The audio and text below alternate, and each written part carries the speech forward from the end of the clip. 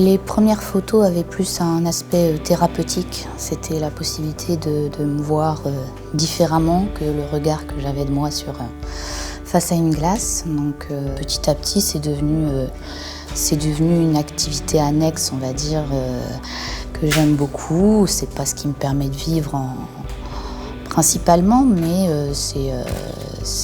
on arrive plus dans un cadre professionnel maintenant que dans un cadre personnel.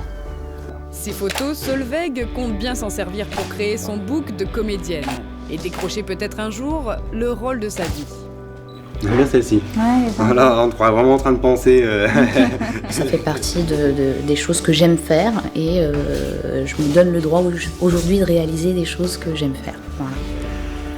Si Solveig est si à l'aise devant l'objectif aujourd'hui, c'est entre autres grâce au soutien de Samuel, son ami depuis 10 ans.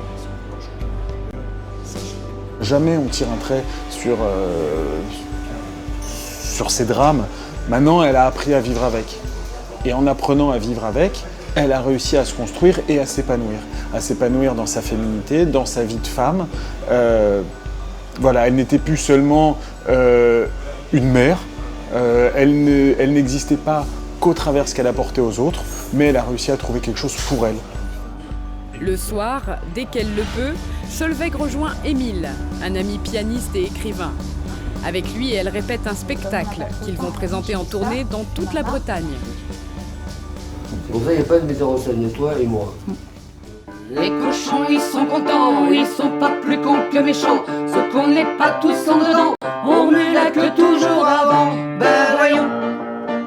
C'est un rêve qui devient réalité et effectivement qui fait partie de la reconstruction quand